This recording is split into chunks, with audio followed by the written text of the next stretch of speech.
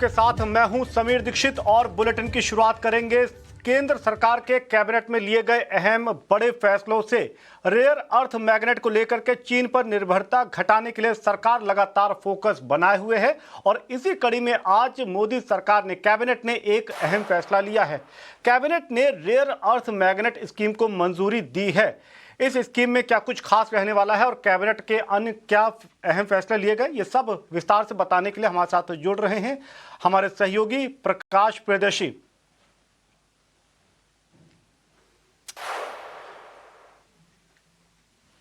प्रकाश, देखिए, सबसे पहले तो काफी इंपॉर्टेंट आपकी खबर पर खासकर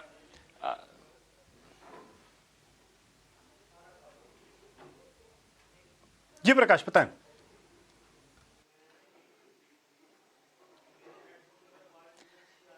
देखिए, हाँ, मैंने आपकी बात सुन ली। ये हमारे खबर पर मुहर है और आपको भी बधाई।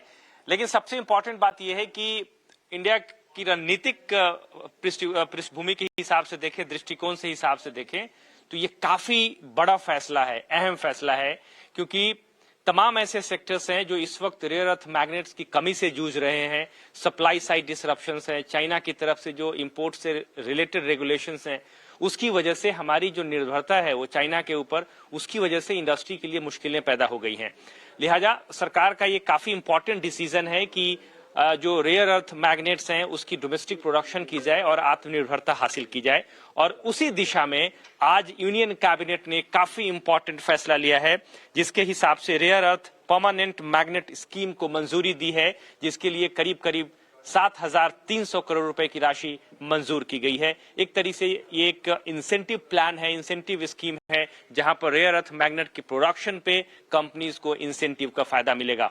ये काफी इंपॉर्टेंट डेवलपमेंट है। 7 सालों के लिए इस स्कीम को प्रभाव में रखा जाएगा, इसकी घोषणा की गई है। 2 साल के अंदर जो यूनिट्स, जो फैक्ट्री या जो एस्टेब्लिशमेंट डेवलप करने हैं, 2 साल के अंदर प्रोडक्शन यूनिट को डेवलप किया जाएगा। साथ ही साथ जो टारगेट रखा गया है प्रोडक्शन का, वो करीब करीब 6,000 tons rare earth magnets production का सालाना टारगेट रखा गया है। ये काफी क्रूशियल डेवलपमेंट है। और इंडिया का अगर आप ओवरऑल रिजर्व्स देखें, रेयर अर्थ रिजर्व्स जो है वो करीब 6.9 MMT का है।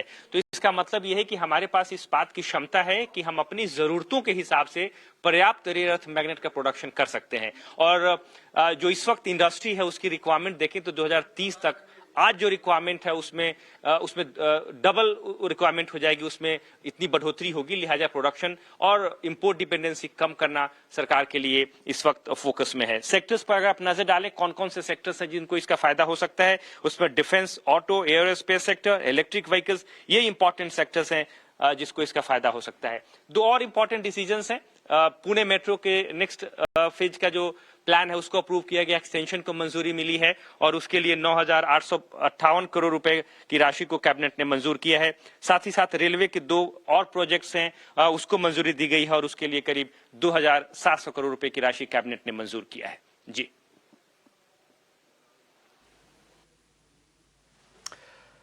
शुक्रिया प्रकाश, और एक बार फिर से आपको बधाई। आप यूं ही एक्सक्लूसिव खबरें हम तक पहुंचाते रहिए।